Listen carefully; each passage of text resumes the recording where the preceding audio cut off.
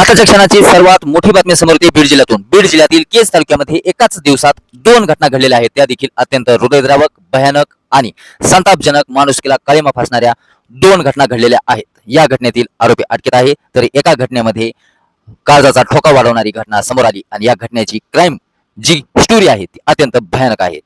केज तालुक्यातील घडलेल्या या दोन्ही घटना आज बीड जिल्ह्यामध्ये पुन्हा एकदा खळबळजनक माहोल तयार करून गेलेले आहेत. कारण केज तालुक्यामध्ये दोन घटना घडल्या, एक भयानक घटना. त्या अगोदर एक घटना समोर येते ती म्हणजे केज तालुक्यातीलच एका विदर्भातील एका मुलीवर लग्नाचं आमिष दाखवून सतत तिला 7 महिन्यापासून तिला अत्याचार तिच्यावर केलेली घटना समोर आली. विदर्भातील बुलढाणा जिल्ह्यातील एका कुटुंब हे मोलमजुरी करून खाण्यासाठी केज तालुक्यातील एका गावात राहत होतं.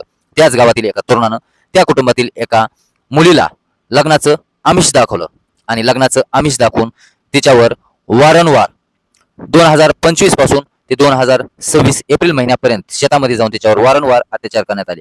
कोणाला सांगितल्यास तिच्या वडिलांना जीवे मारण्याची धमकी दिली. या प्रकरणी पीडित मुलीच्या तक्रारीवरून आरोपीला केज पोलीस ठाण्यामध्ये 209/2026 आणि 65-352 यासह पोक्सो कलम 4-6 नुसार गुन्हा दाखल करण्यात आले. पिंक पथकाचे पोलीस उपनिरीक्षक प्रकाश शेळके हे अधिक तपास करत आहेत.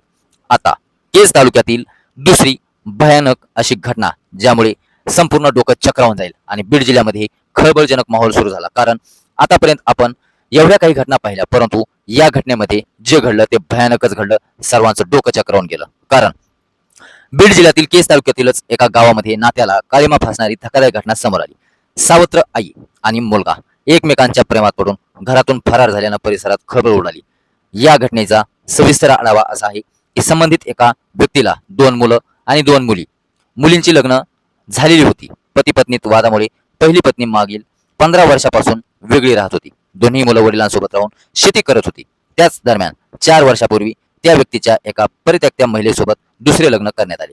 ही महिला आणि पतीची मुले एकत्र राहत होती. पण एप्रिल महिन्याच्या 12 तारखेला पती हा मुंबई या ठिकाणी देवदर्शनासाठी गेल्यानंतर 15 एप्रिलला सावत्र आई म्हणजेच त्याची पत्नी आणि मुलगा एकत्र पळून गेल्याची घटना उघडकीस आली. या प्रकरणी पतीनं केज पोलीस ठाण्यात तक्रार दाखल केली. सहाय्यक पोलीस उपनिरीक्षक बाबासाहेब बांगर तपास करत आहेत. दरम्यान पळून जाण्यासाठी वापरलेली मोटारसायकल ती देखील जप्त करण्यात आली. परंतु या घटनेमध्ये जे घडलं ते भयानक होतं आणि तेच त्या व्यक्तीच्या जावयाच्या नावावर ती मोटारसायकल होती. विशेष म्हणजे तेलंगणातील गच्चीबोली येथे वाहतूक नियमाचं उल्लंघन केल्याबद्दल 1235 रुपयाचा दंडाचा मेसेज हा जावयाला प्राप्त झाला. या घटनेमुळे कुटुंबात नात्यांचा विचित्र गुंथा निर्माण झाला. बायकोला सून म्हणावं की बायको असा प्रश्न संबंधित व्यक्तीसमोर निर्माण झाला. या घटनेनंतर केज तालुक्यात खळबळजनक माहोल हा पाहायला मिळाला. या घटनेने पुन्हा एकदा बीड जिल्ह्यात केज तालुक्यात खळबळ उडाली. बीड जिल्ह्यातीलच उमापूर या ठिकाणी एका 28 वर्षीय विवाहितेवर सासरच्या मंडळीकडून झालेल्या अमानुष मारहाणीची धक्कादायक घटना समोर आली आहे. पूनम कापसे असं पीडित महिलेचं नाव आहे. त्या बीड बस स्थानक परिसरात अत्यंत गंभीर आणि हलाखीच्या अवस्थेत आढळून आल्यानं एकच खळबळ उडाली. अधिक माहिती या प्रकरणामध्ये अशी समोर आली की पूनम कापसे यांना त्यांच्या पतीसह सासू सासरे आणि नणंद यांनी घरगुती वादाच्या कारणावरून निर्दयपणे मारहाण केली. सततच्या छळाला कंटाळून पूनम या आपल्या लहान मुलीसह बोर्डकडे आल्या.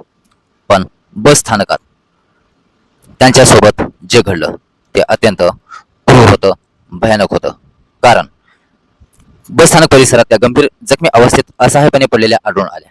या घटनेची माहिती मिळताच सामाजिक कार्यकर्त्या सारिका गायकवाड आणि पोलीस बॉय संघटनेच्या युवती जिल्हाध्यक्ष समीक्षा वाघमारे यांनी तत्काळ घटनास्थळी धाव घेतली. परिस्थितीचे गांभीर्य ओळखून त्यांनी कोणतीही वेळ न दवडता पीडित महिला आणि तिच्या लहान मुलीला स्वतःच्या वाहनाने जिल्हा रुग्णालयात दाखल केलं.